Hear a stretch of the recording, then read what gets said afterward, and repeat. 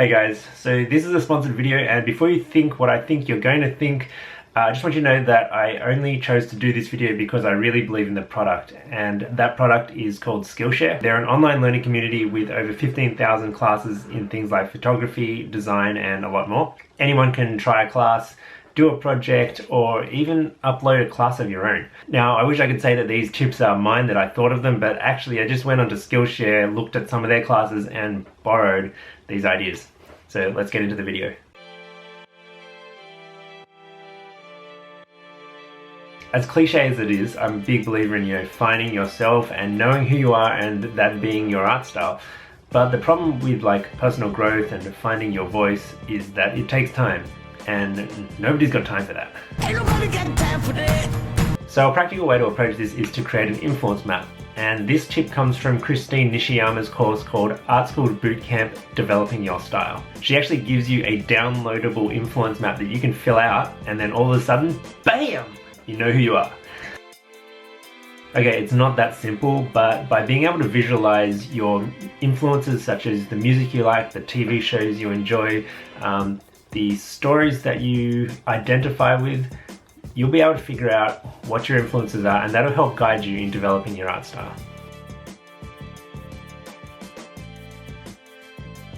When you draw or create something that you're really proud of, you get a little hit of happiness, and it's just really exciting, and you just want more of that feeling. The problem is that we start needing that feeling every single time we sit down to create, and when we don't get it, we get discouraged, and this evil art block feeling raises its ugly head. So tip number 4 comes from a class called Draw, Draw, Draw, Growing Your Skills While Developing Your Art Style by Vatzlavick. Drawing what you struggle with might be something like hands, perspective, anatomy.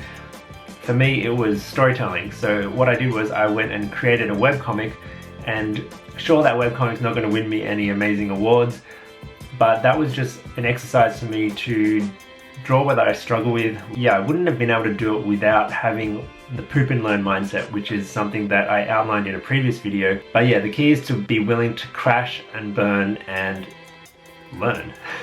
So yeah, if we were to visualize this method scientifically, it would look something like this.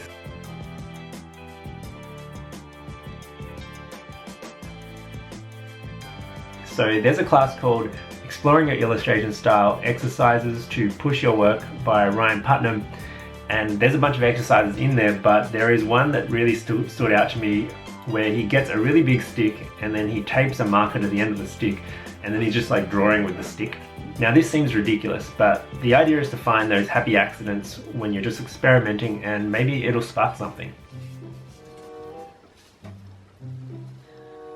Okay.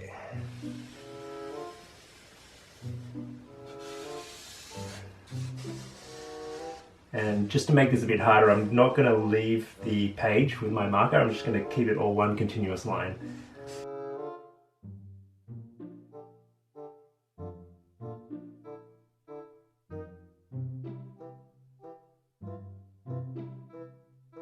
You can see some of the lines are developing a really different style to what I'm normally used to drawing like. And yeah, it looks a bit dodgy, but some of it actually looks kind of nice. There's a, I guess, abstract style going on there. Okay, so that was really cool, and it actually turned out a lot better than I thought it would, and there actually is kind of a different style than what I'm normally used to drawing like. And yeah, I could actually use this as a basis for a cool abstract portrait or something like that, or maybe a profile picture. Yeah, cool.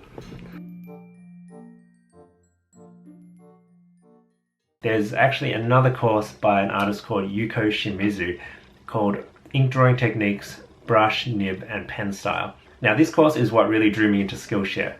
Yuko's work is incredible, and she's based in New York, and she's an instructor at the School of Visual Arts, which is really good for someone like me that's all the way in Sydney, Australia, that doesn't get access to these types of instructors and world-class institutions. On top of that, there's just this really creative vibe to the classes.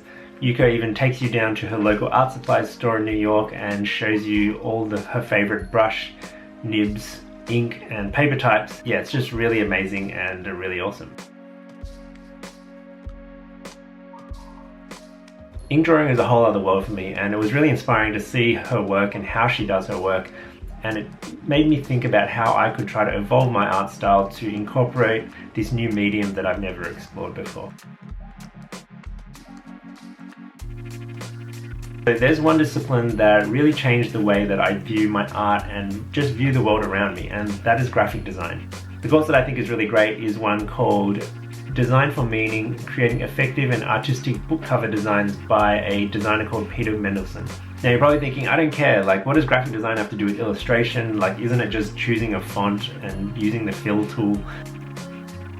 The most important thing about design is being able to distill meaning into a visual language. This pops up all throughout our lives. It's the reason certain companies have distinct personalities. It's the reason we ridicule fonts like Comic Sans. And it's the reason why some artists can recreate a scene beyond just realistically photocopying it, and they're able to add their own unique flair. In Peter's course, he does a really interesting exercise where he gets a short story or a poem and he breaks it down. So he searches for the underlying themes and then he brainstorms what kind of visual metaphors might arise from that. It's an incredible course, and I feel like had I never been exposed to other disciplines, I would have just gone down a path obsessed with realism and not realizing how powerful abstraction and design language can be in communicating with people.